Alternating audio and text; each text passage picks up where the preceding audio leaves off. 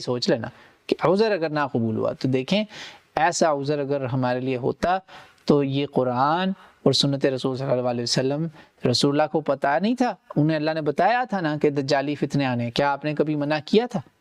کبھی نہیں منع کیا، کبھی نہیں آپ نے کہا کہ برے حکمرانوں کے پیچھے حج نہیں کرنا، صحابہ کرام نے کیا۔